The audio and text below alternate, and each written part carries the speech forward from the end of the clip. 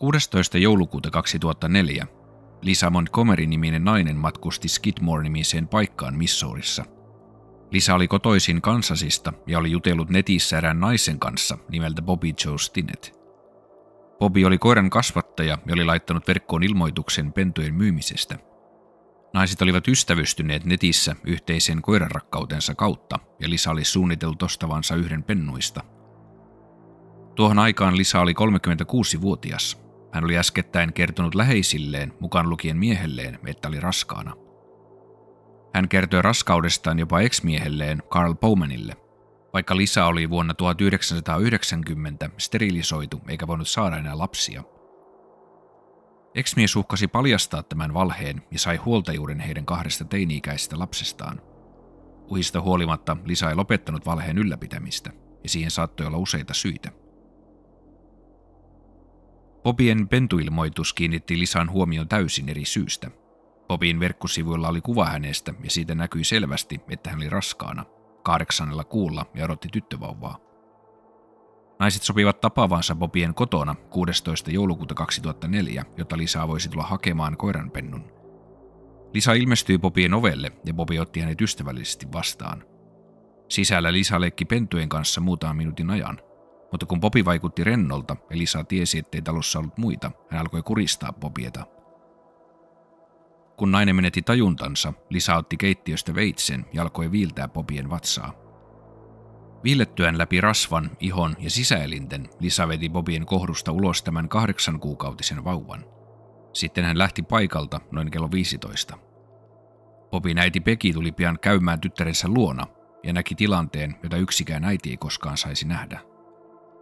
Hänen oma tyttärensä makasi lattialla järkyttävien vammojen kanssa. Becky sanoi myöhemmin, että tyttären vatsa näytti siltä kuin se olisi räjähtänyt. Becky soitti nopeasti hätänumeroon ja ensihoitajat yrittivät elvyttää Bobbyeta paikan päällä. Yritykset eivät kuitenkaan onnistuneet. Bobby oli menettänyt liikaa verta ja hänet todettiin kuolleeksi sairaalassa. Koska Lisa oli jättänyt jälkeensä digitaalisia viestejä, joissa näkyvät tarkat ajat ja päivämäärät heidän tapaamisestaan, poliisi tunnisti hänet nopeasti pääepäillyksi. Rikoksen jälkeen Lisa ajoi takaisin Kansasiin. Matkalla hän katkaisi napanuoran ja puhdisti tyttövauvan kosteuspyyhkeillä. Palattuaan kotiin hän kertoi ihmisille, että vauva oli hänen omansa.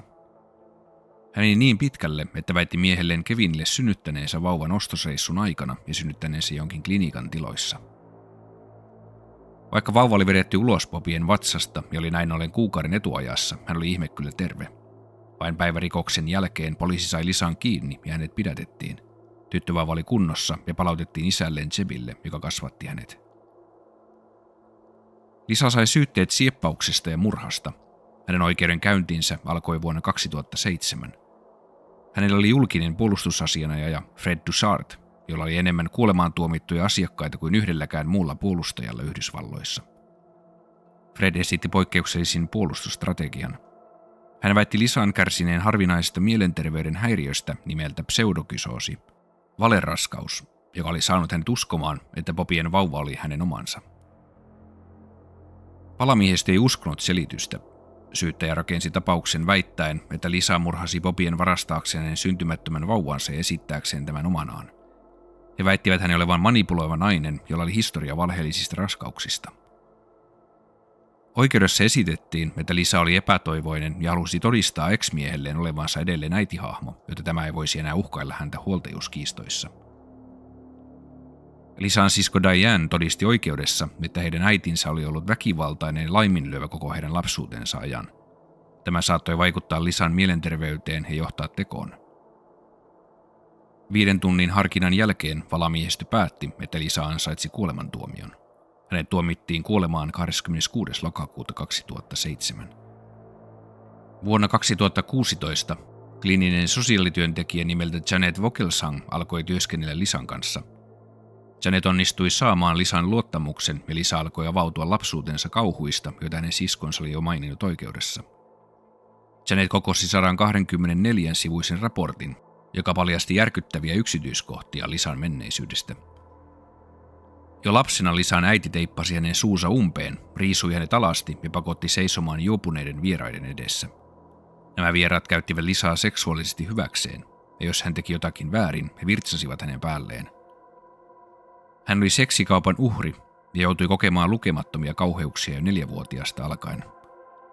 Näitä asioita tapahtui myös hänen siskolleen. Äiti myös pakotti isosiskon hakkaamaan Lisaa laudalla niin kauan, että tämä alkoi vuotaa verta.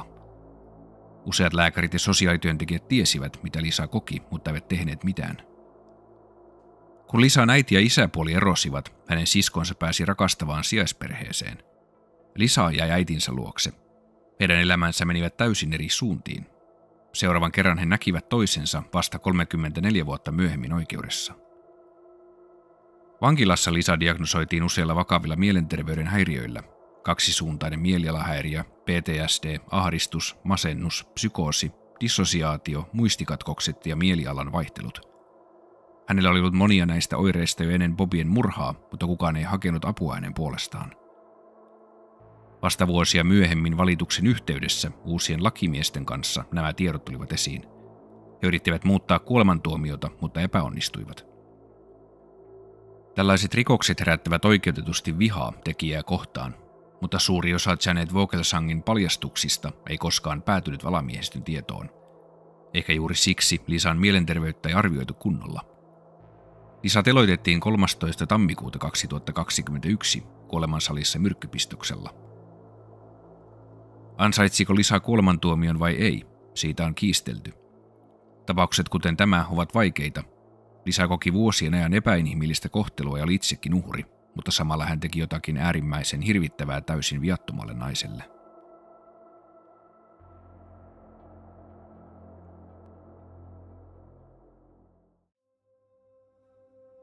Carney Spears syntyi 3. joulukuuta 2008 ja hän oli sairas lapsi heti syntymästään lähtien.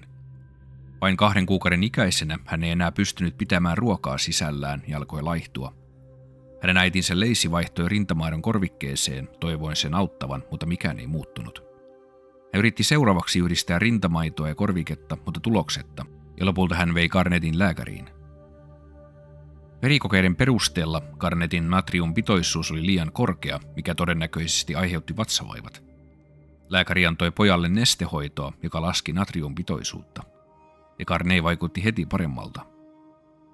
Kun Lacey kysyi lääkäriltä, mikä tämä voisi aiheuttaa, tämä ei osannut sanoa tarkasti. Hän ehdotti, että ongelma voisi olla korvikkeessa tai jopa rintamaidossa.